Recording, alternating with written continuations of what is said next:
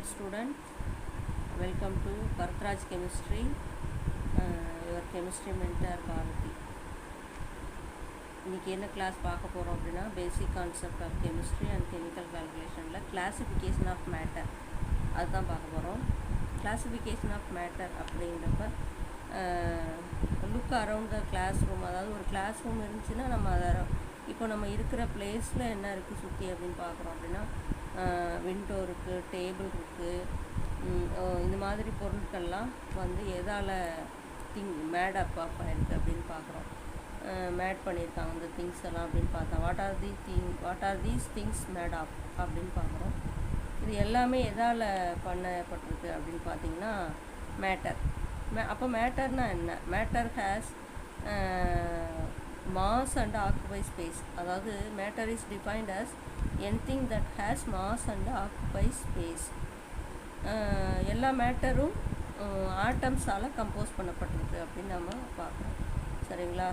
இந்த நாலேஜை வச்சுட்டு நம்ம என்ன பண்ணுறோம் அப்படின்னா சரௌண்டிங்ஸில் இருக்க அத்தனையும் நம்ம வந்து பார்க்குறோம். அதில் என்னென்ன எல்லாம் இருக்குது, அதை எப்படி நம்ம அண்டர்ஸ்டாண்ட் பண்ணிக்கிறது, அதை வச்சுட்டு நம்ம மேட்டரோட ப்ராப்பர்ட்டிஸ் என்ன அப்படின்னு எப்படி தெரிஞ்சுக்கிறது அப்படிங்கிறது தான் இந்த கிளாஸ். ஓகேவா? இப்போது there are different ways, 2 ways இருக்குது. என்னென்ன அப்படின்னா ஃபிசிக்கல் அண்டு கெமிக்கல் கிளாஸிஃபிகேஷன் சொல்கிறோம். ஸோ ஃபிசிக்கல் கிளாஸிஃபிகேஷன் எதை வச்சு சொல்கிறோம் அப்படின்னு பார்த்திங்கன்னா அதோடய ஃபிசிக்கல் ஸ்டேட்டு, அதை தொட்டு பார்க்குறதுக்கு, ஃபீல் பண்ணுறதுக்கு இருக்கிற அந்த ஸ்டேட்டு எப்படி இருக்கோ அதை வச்சு நம்ம வந்து அதோட ஃபிசிக்கல் ஸ்டேட்டை சொல்கிறோம். கெமிக்கல் ஸ்டேட் எப்படி சொல்கிறோம் அப்படின்னா கெமிக்கல் கம்போசிஷன், அதுக்குள்ளே எந்த அளவுக்கு அந்த கெமிக்கல் பார்ட்டிகல்ஸ் வந்து இருக்குது அப்படிங்கிறத அதோட கம்போசிஷனை வச்சு கெமிக்கல் கிளாஸிஃபிகேஷன் அப்படின்னு நம்ம பிரிக்கிறோம். ஓகேங்களா? இப்போது மேட்டர் பார்த்தீங்க அப்படின்னா ஃபிசிக்கல் கிளாஸிஃபிகேஷன், கெமிக்கல் கிளாஸிஃபிகேஷன் 2 இருக்குது. சரிங்களா? இப்போ ஃபிசிக்கல் கிளாஸிஃபிகேஷன் பார்த்தீங்கன்னா எக்ஸாம்பிள் என்ன கொடுத்துருக்காங்க அப்படின்னா ஐஸு. சரிங்களா? ஐஸு, வாட்டர் வேப்பர், இது 3 நமக்கு எக்ஸாம்பிள்ஸ் வச்சுருக்காங்க. இப்போ ஐஸாக இருக்கும்போது இந்த வாட்டர் அதோட ஃபிசிக்கல் ஸ்டேட் எப்படி இருக்குது அப்படின்னா சாலிடாக இருக்குது. அதே மாதிரி வாட்டர் வந்து லிக்விடாக இருக்கும், அதாவது லிக்விட் ஸ்டேட்டில் இருக்கும்போது அதை என்ன சொல்கிறோம் அப்படின்னா அதை லிக்விட்னு சொல்கிறோம்.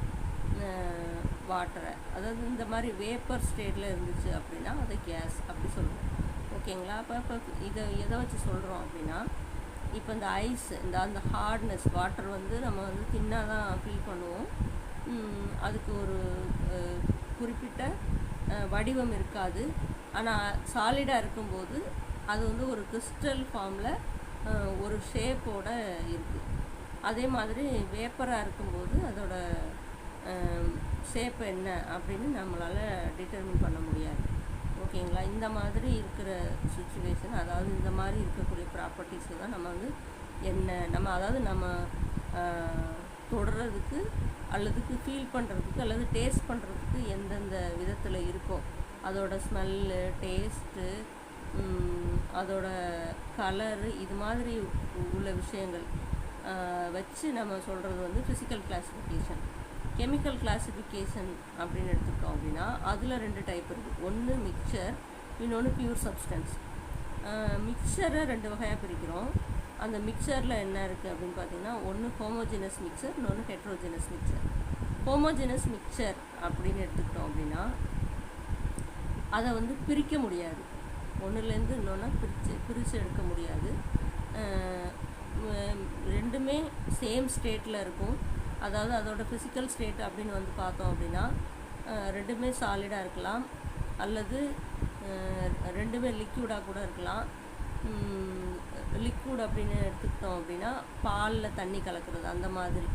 ஸோ அது மாதிரி இருக்கிறது. இல்லை பாலில் தண்ணி அப்படிங்கிறத விட இப்போ வந்து நம்ம லேப்லலாம் பார்ப்போம், ஒரு ஹைட்ரோக்ளோரிக் ஆசிடை டைல்யூட் பண்ணும்போது என்ன பண்ணுவோம், வாட்டர் ஆட் பண்ணுவோமா, அப்போ என்ன இருக்கும், ரெண்டுமே சேர்ந்து லிக்விட் ஃபார்மேஷன் தான். ஸோ ரெண்டும் சேம் ஸ்டேட். அந்த மாதிரி சேம் ஸ்டேட்டில் இருக்கக்கூடிய ஒரு மெட்டீரியல், அந்த மெட்டீரியல் வந்து ரெண்டும் மிக்ஸ் ஆகிடுச்சு அப்படிங்கிறப்ப அதை பிரிக்க முடியாது, ரெண்டையும் தனித்தனியாக பிரிக்க முடியாது. அந்த கண்டிஷனில் இருந்துச்சுன்னா அதை வந்து என்ன அப்படின்னா ஹோமோஜினஸ் மிக்சர்னு சொல்கிறோம். ஸோ அப்போ இங்கே என்ன சொல்லியிருக்காங்க அப்படின்னா க்ரீன் டீ சொல்லியிருக்காங்க. சேம் ஸ்டேட்டும் இருக்கலாம், இல்லை டிஃப்ரெண்ட் ஸ்டேட்டும் இருக்கலாம். இப்போ க்ரீன் டீயில் இருக்கக்கூடிய அந்த டீ வந்து சாலிடு, சரிங்களா? அதுக்கு அந்த டீயை ப்ரிப்பேர் பண்ணுறதுக்கு நம்ம என்ன ஆட் பண்ணுறோம், வாட்டர் ஆட் பண்ணுறோம். வாட்டரை ஆட் பண்ண பிறகு அந்த க்ரீன் டீ வந்து இந்த வாட்டரில் மிக்ஸ் ஆயிடுச்சு. இப்போ இது ரெண்டையும் பிரிக்க முடியாது. ஸோ அந்த மாதிரி இருந்துச்சுன்னா அதை ஹோமோஜினஸ் மிக்சர்னு சொல்லுவோம். ஹெட்ரோஜினஸ்னால் ரெண்டுமே சேம் ஸ்டேட்டாக இருக்கும், ஆர் டிஃப்ரெண்ட் ஸ்டேட்டாகவும் இருக்கலாம். ஆனால் அது என்ன ஆகிருக்கும் அப்படின்னு பார்த்தீங்கன்னா ஒன்றோட ஒன்று மிக்ஸ் ஆகவே ஆகாது. எவ்வளோ டெம்பரேச்சருக்கு கொண்டு போனாலும், டெம்பரேச்சர், அட்மாஸ்பரிக் ப்ரெஷர் இதெல்லாம் வந்து சேஞ்ச் பண்ணும்போது கூட அது வந்து ரெண்டும் ஒன்றோட ஒன்று மிக்ஸ் ஆகாது. அந்த மாதிரி இருக்கக்கூடிய ஒரு மிக்சரை தான் நம்ம என்ன சொல்கிறோம் அப்படின்னா ஹெட்ரோஜினஸ் மிக்சர். இதுக்கு என்ன எக்ஸாம்பிள் கொடுத்துருக்காங்க அப்படின்னா ஆயில் அண்டு வாட்டர், சரிங்களா? ஆயிலும் வாட்டரும் எவ்வளோ தான் நம்ம ஷேக் பண்ணாலும் மிக்ஸ் ஆகவே ஆகாது. ஆயில் மேலவே நிற்கும், வாட்டர் அடியில் இருக்கும். இதுக்கு என்ன ரீசன் தெரியும், அவங்களுக்கு தெரியும். வாட்டருக்கு டென்சிட்டி அதிகம், ஆயிலுக்கு டென்சிட்டி ரொம்ப கம்மி. ஸோ அதனால் வந்து வாட்டர் எந்த ஒரு ஆயிலோட வாட்டரை சேர்த்தா கூட ஆயில் வந்து எப்போவுமே மேலே நிற்கும். ஓகேங்களா? இது இந்த மாதிரி இருக்கக்கூடிய ரெண்டு லிக்விட்ஸ் மிக்ஸ் ஆகி இருக்கிறத நம்ம என்ன சொல்லலாம் அப்படின்னா ஹெட்ரோஜினஸ் மிக்சர் அப்படின்னு சொல்லலாம். அடுத்து பியூர் சப்ஸ்டன்ஸ். பியூர் சப்ஸ்டன்ஸை ரெண்டு டைப்பாக பிரிக்கிறோம். என்ன அப்படின்னு பார்த்தீங்க அப்படின்னா எலமெண்ட்டு, காம்பவுண்ட் அப்படின்னு பிரிக்கிறோம். பியூர் சப்ஸ்டன்ஸ் எலமெண்ட்டுன்னு எடுத்துக்கிட்டோம் அப்படின்னா காப்பர் ஒயர் இருக்கு இல்லையா, அந்த காப்பர் ஒயரில் வெறும் காப்பர் மெட்டீரியல் மட்டுமே இருக்குது. ஸோ அப்போ அதனால் அது வந்து பியூர் சப்ஸ்டன்ஸ்ன்னு சொல்கிறோம். ஸோ அது வந்து எலமெண்ட் அப்படின்னு சொல்லலாம். இந்த காப்பர் சல்ஃபேட் எடுத்துக்கிட்டோம் அப்படின்னா கொஞ்சம் சல்ஃபேட் வந்து அதில் மிக்ஸ் ஆகிருக்கு. ஸோ அது காம்பவுண்ட். காப்பரும் இருக்குது, சல்ஃபேட்டும் மிக்ஸ் ஆகிருக்கு. அதாவது ஒன்லி ஒன் ஆட்டம் இருந்துச்சு அப்படின்னா அது எலமெண்ட். ஒன்லி ஒன் ஆட்டம் தான் இருக்குது, ஆனால் அதுவே நிறைய சேர்ந்துருக்கு அப்படின்னா அது எலமெண்ட், சரிங்களா? இதில் ஒன் ஆர் மோர் ஆட்டம்ஸ் இருக்குது, எல்லாமே மிக்ஸ் ஆகிருக்கு அப்படின்னா அது காம்பவுண்ட்ஸ். காம்பவுண்ட்ஸ் எப்போவுமே ஒன் ஆர் மோர் ஆட்டம்ஸ் இருக்குது அப்படின்னு நம்ம பார்க்குறோம். ஸோ காப்பர் சல்ஃபேட்டும் காப்பர் எக்ஸாம்பிள்ஸ் கொடுத்துருக்காங்க. இப்போது ஃபிசிக்கல் கிளாஸிஃபிகேஷன் தியரட்டிக்கலாக என்ன சொல்லியிருக்காங்க அப்படின்னு நம்ம பார்த்தோம்னா இதை வந்து 3 டைப்ஸாக பிரிக்கிறோம். என்னென்ன அப்படின்னா சாலிடு, லிக்விடு, கேஸ்ன்னு based on their physical state. அதோட ஃபிசிக்கலி என்ன ஸ்டேட்டில் இருக்குது அப்படிங்கிறத வச்சு தான் நம்ம இதை பிரிக்கிறோம். இது பார்த்தீங்க அப்படின்னா இந்த ஃபிசிக்கல் ஸ்டேட் ஆஃப் மேட்டர் வந்து கன்வெர்டட் இன்ட்டு ஒன் அனதர். அதாவது இதை வந்து கன்வெர்ட் பண்ணலாம். இப்போ ஐஸை வந்து நம்ம வாட்டராக கன்வெர்ட் பண்ண முடியும், வாட்டர் வேப்பராகவும் கன்வெர்ட் பண்ண முடியும். எதை வச்சுட்டு அப்படின்னா டெம்பரேச்சர், ப்ரெஷரை வச்சு. சரியா? சூட்டபிள் டெம்பரேச்சர் அண்ட் ப்ரெஷருக்கு சேஞ்ச் பண்ணும்போது ஐஸ் வந்து லிக்விட் ஆயிரும். அதோட டெம்பரேச்சரை இன்க்ரீஸ் பண்ணோம் அப்படின்னா அது கேஸ் ஆகிடும், வாட்டர் வேப்பராக மாறிடும். சரிங்களா? அதுதான் வந்து என்ன அப்படின்னா ஃபிசிக்கல் கிளாஸிஃபிகேஷன். கெமிக்கல் கிளாஸிஃபிகேஷன் அப்படின்னா என்ன அப்படின்னா மேட்ரு வந்து matter can be classified into mixture and pure substance அப்படின்னு ரெண்டாக பிரிக்கிறோம். கெமிக்கல் கிளாஸிஃபிகேஷனில் ரெண்டு வகையாக பிரிக்கிறோம். ஒன்று மிக்சர், இன்னொன்று என்னது பியூர் சப்ஸ்டன்ஸ். சரிங்களா? இதை எதை வச்சு பிரிக்கிறோம் அப்படின்னா based on the composition of chemicals. சரியா? கெமிக்கல் கம்போசிஷனை வச்சு பிரிக்கிறோம். எவ்வளோ பர்சன்டேஜ் இருக்குது அப்படின்னு சொல்லி பார்த்து பிரிக்கிறோம். ஓகேவா? அதுக்கடுத்து அதில் வந்து இப்போது mixture consist more than one chemical entity present without any chemical interactions. மிக்சரில் வந்து எந்த கெமிக்கல் இன்ட்ராக்ஷன்ஸ் ஒன்றும் இருக்காது. எப்படின்னா நம்ம கடையில் வாங்குகிற ஒரு மிக்சர் இருக்குது, அதில் மிக்சரில் என்னென்ன வச்சுருப்பாங்க அப்படின்னு பார்த்தீங்கன்னா பொரி இருக்கும், பட்டாணி இருக்கும், கடலை இருக்கும், இந்த மாதிரி சம் ஐட்டம்ஸ் நிறையா மிக்ஸ் பண்ணியிருப்பாங்க. எல்லாமே அதோட காமன் நேச்சரில் இருக்கும். எதுவுமே அதோட நேச்சரோ ப்ராப்பர்ட்டிஸோ இல்லை கேரக்டர்ஸோ எதுவுமே மாறி இருக்காது. டேஸ்ட்டு எல்லாமே அதோட டேஸ்ட்டில் தான் இருக்கும். ஆனால் என்ன பண்ணியிருப்பாங்க, எல்லாத்தையும் ஒன்றா கலந்து வச்சுருப்பாங்க. இந்த மாதிரி இருக்கிறத மிக்சர்னு சொல்லுவோம். சரிங்களா. அதே நேரத்தில் இது இன்னொன்று என்ன அப்படின்னு பார்த்தீங்கன்னா பியூர் சப்ஸ்டன்ஸ். பியூர் சப்ஸ்டன்ஸில் வந்து எதுவுமே மிக்ஸ் ஆகியிருக்காது, எதுவுமே mix ஆகியிருக்காது.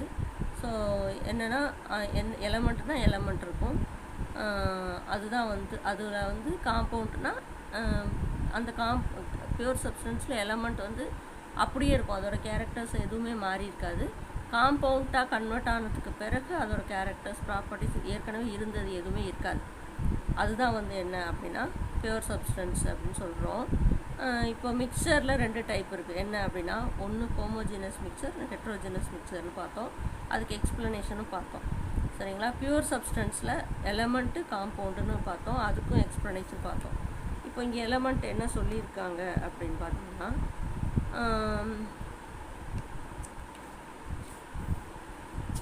Element consist of only one type of atom இருக்கும். அது அந்த மாதிரி இருக்கிறது வந்து எலமெண்ட்டுன்னு சொல்கிறோம்.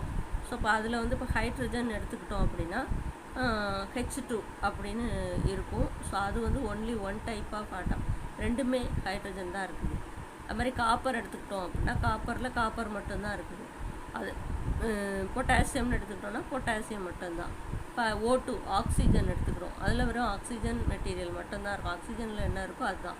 ஸோ அது மாதிரி இருக்கிறதெல்லாம் என்ன அப்படின்னு பார்த்தீங்கன்னா எலமெண்ட் தான். சரிங்க, எலமெண்ட்னு சொல்கிறோம். ஸோ எலமெண்ட்டில் என்ன இருக்குது அப்படின்னா அதுக்குள்ளே நிறைய ஆட்டம்ஸ் இருக்குது. என்ன ஆட்டம்ஸ் அப்படின்னு பார்த்தோம்னா ஆட்டம்ஸ்குள்ளே என்ன இருக்குது அப்படின்னா ஆட்டம்ஸ் வந்து ஒரு ஸ்மாலஸ்ட் எலக்ட்ரிக்கலி நியூட்ரல் பார்ட்டிக்கல் என்னென்ன இருக்கும் அப்படின்னா அதில் ஃபண்டமெண்டல் பார்ட்டிகல்ஸ் இருக்கும். என்னென்ன அப்படின்னா எலக்ட்ரான்ஸ், ப்ரோட்டான்ஸ், நியூட்ரான்ஸ். சரிங்களா. Element can exist monoatomic or polyatomic, இந்த மாதிரி சொல்லலாம். எலமெண்ட்டை வந்து 2 டைப்பில் சொல்லலாம். வேறு இன்னும் பெரிய கிளாஸ் போனீங்கன்னா நிறையா, அதாவது வேறு டைப்ஸ், அதாவது monoatomic, diatomic, triatomic, tetratomic, polyatomic, அப்படி சொல்லி நிறையா டைப் இருக்குது.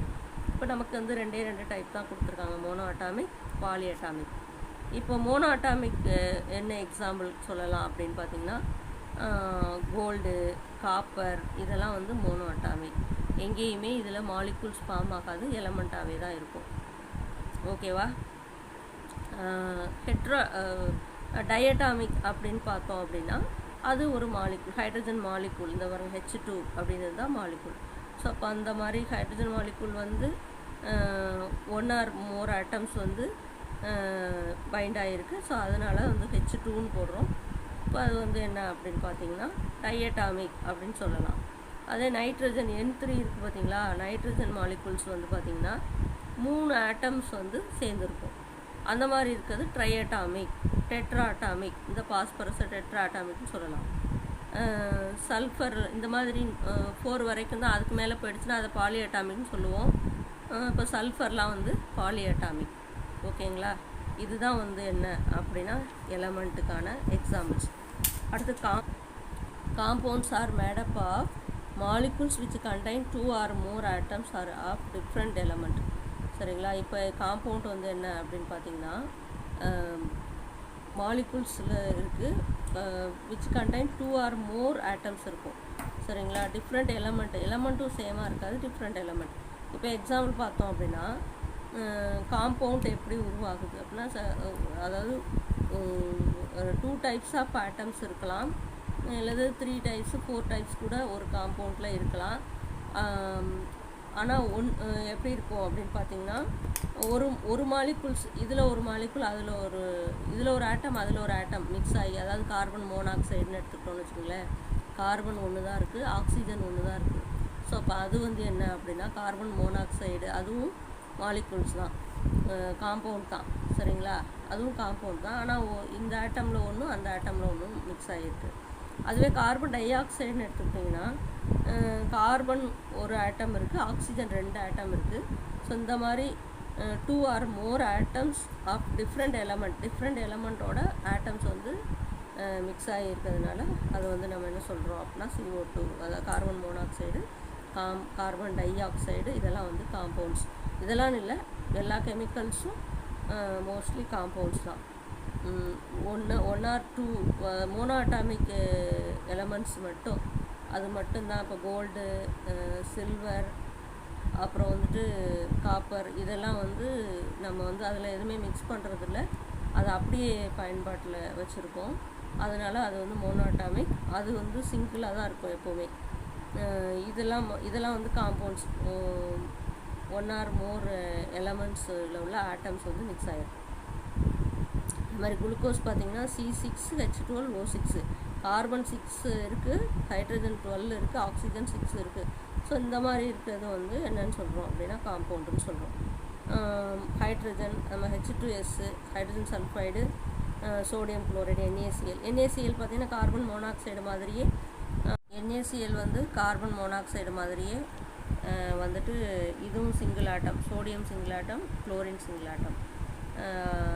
இந்த மாதிரி ரெண்டு atoms, 2 or more atoms of different element, வேறு எலமெண்ட்டோட உள்ள ஆட்டம்ஸ் வந்து மிக்ஸ் ஆகியிருக்கிறதையும் காம்பவுண்ட் சொல்லுவோம். ஸோ இந்த காம்பவுண்டோட ஸ்பெஷல் என்ன அப்படின்னு பார்த்திங்கன்னா, இது ஆட்டமாக இருக்கும்போது அதுக்கு ஒரு கேரக்டர் இருந்திருக்கும், ஒரு ப்ராப்பர்ட்டிஸ் இருந்திருக்கும் இல்லையா. அந்த நேச்சர், அதோட நேச்சர் எதுவுமே இருக்காது. ப்ராப்பர்ட்டிஸ் அந்த காம்பவுண்டாக மாறினதுக்கு அப்புறம் அதோட புதுசாக ஒரு ப்ராப்பர்ட்டிஸ் அதுக்கு வந்துடும், புது கேரக்டர் வந்துடும். இப்போ அதுக்கு என்ன எக்ஸாம்பிள் அப்படின்னு பார்த்தோம்னா, இப்போ சோடியம்லாம் வந்து எப்படி வச்சுருப்பாங்க லேபில் அப்படின்னு பார்த்தோம்னா, ரொம்ப ஹாட்டாக இருக்கும், ஷைனி மெட்டல் கூட. ஆனால் அது வந்து நம்ம என்ன பண்ண முடியாது, சாதாரணமாக கையில் தொட முடியாது. இப்போது சால்ட்டை நம்ம கையில் தொடுறோம், அதில் சோடியம் இருக்குது, ஆனால் வந்து சோடியம் குளோரைடாக இருக்கிறதுனால தான் நம்மளால் தொட முடியுது. நார்மலாக இருக்க சோடியத்தை தொட முடியாது. ஏன் அப்படின்னா அது ரொம்ப அப்படியே சுற்றும்.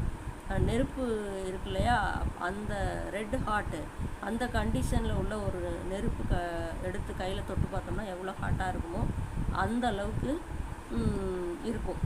ஏன்னா அதை வந்து வெடிச்சிரும் அப்படிங்கிறதுக்காக கெரசின்குள்ளே போட்டு வச்சுருப்பாங்க லேப்லலாம். அதே மாதிரி குளோரினை பார்த்தீங்க அப்படின்னா இரிட்டேட்டிங் கேஸ், அந்த கேஸ் வந்து ஸ்மெல்லு பார்த்தீங்க அப்படின்னா மூக்கில் வந்து ஒரு எரிச்சல் உணர்வை தோற்றுவிக்கும். நார்மலாக ஸ்மெல் பண்ண முடியாது ஓப்பன் ஆயிடுச்சுன்னா. ஆனால் இது ரெண்டுமே மிக்ஸ் ஆயிடுச்சு, அதாவது பைண்ட் ஆயிடுச்சு. அப்படி பைண்டான பிறகு காம்பவுண்ட் ஃபார்ம் ஆயிடுச்சு. காம்பவுண்ட் ஃபார்ம் ஆனவுடனே அதோட நேச்சுரல் எல்லாமே மாறிட்டு, அதோட ப்ராப்பர்ட்டிஸ் எல்லாம் மாறிட்டு, அது வந்து என்னது சால்ட்டு நம்ம சாப்பாட்டுக்கு போட்டு சாப்பிட்றோம், சரிங்களா. இது மாதிரி என்னது அப்படின்னு பார்த்தீங்கன்னா டிஃப்ரெண்ட் கேரக்டர் இருக்கும். அசிட்டிஸ் கிறிஸ்டலின் சாலிடாக கன்வெர்ட் ஆகுது. இது வந்து பயாலஜிக்கல் ஃபங்க்ஷனில் அதிகமாக வந்து பயன்படுத்துகிறோம். சால்ட் இல்லாமல் நம்ம வந்து எந்த உணவுப் பொருளும் தயார் பண்ண முடியாது. அப்படி பண்ணுனா அதோட டேஸ்ட்டு இருக்காது. அதனால் அது மட்டும் இல்லை, நிறைய விஷயங்களுக்கு, இப்போ தோல் பதனிடுற தொழிற்சாலை இருக்கு இல்லையா, அங்கே அப்புறம் வந்துட்டு சால்ட்டு வந்து சொல்ல தேவையில்லை, சால்ட்டோட உபயோகங்கள் எத்தனை அப்படின்னு சொல்லிட்டு உங்களுக்கே தெரியும். ஸோ அது வந்து விட்டல் ஃபார் பயாலஜிக்கல் ஃபங்க்ஷன் கொடுத்துருக்காங்க. அதிகப்படியான பயாலஜிக்கல் ஃபங்க்ஷனுக்கு அது பயன்படுது. இதுதான் வந்து என்ன அப்படின்னு பார்த்தீங்கன்னா கிளாசிஃபிகேஷன் ஆஃப் மேட்டர்.